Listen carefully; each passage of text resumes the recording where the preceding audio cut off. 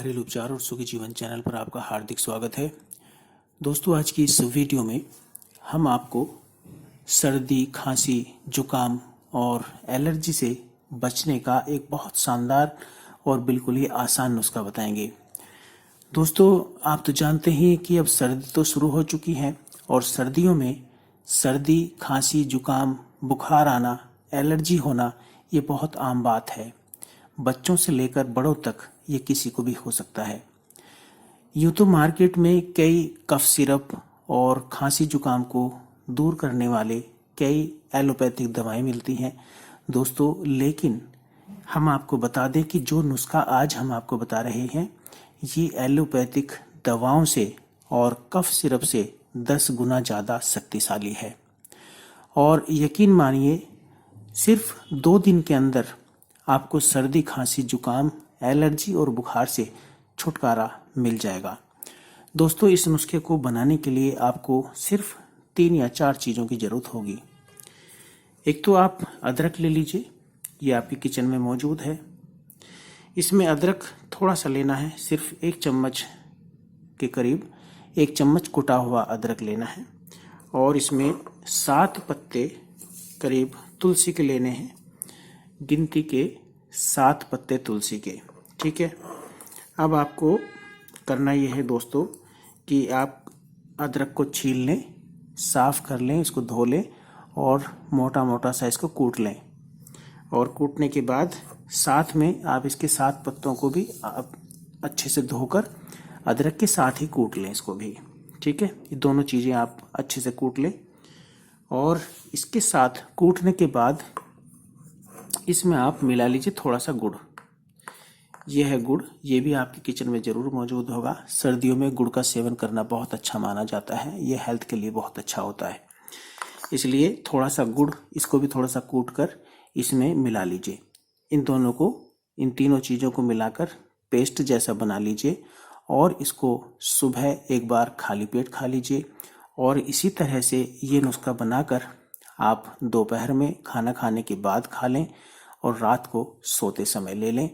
दोस्तों, पहले ही दिन से आपको बहुत ज़्यादा फ़र्क नज़र आएगा और यदि ज़रूरत पड़े तो अगले दिन भी आप इस नुस्खे को ले सकते हैं। हालांकि पहले दिन ये जब नुस्खा आप लेंगे तो पहले दिन में ही आप ठीक हो जाएंगे, और यदि नहीं होते हैं तो आप अगले दिन और ले सकते हैं।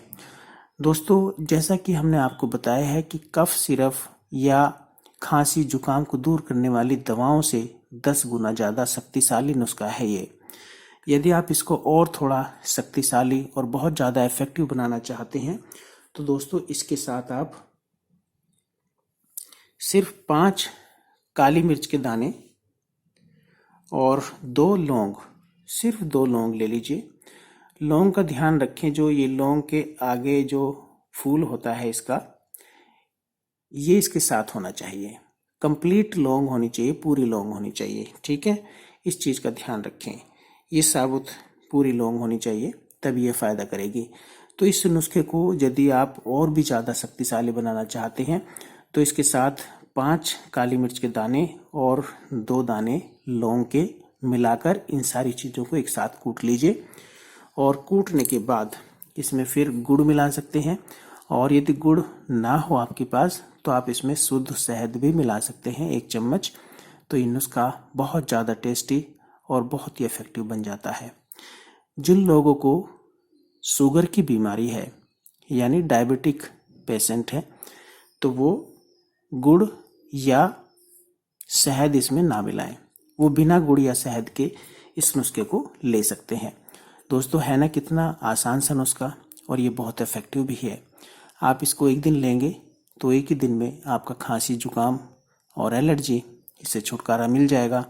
और यदि पहले दिन में नहीं मिलता है तो आप अगले दिन आप इसको एक बार और ले सकते हैं।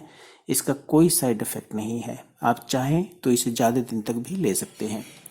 इसका कोई साइड इफ़ेक्ट नहीं है, बिल्कुल नेचुरल चीज़ों से बना हुआ ये नुस्खा है और इससे आपको कोई नुकसान नहीं होगा। बच्चों से लेकर बड़ों तक इस नुस्खे को किसी को भी दिया जा सकता है। बच्चों के लिए यदि आप इसको देना चाहें 5 साल से कम बच्चे को, तो इस नुस्खे को आधा कर दें।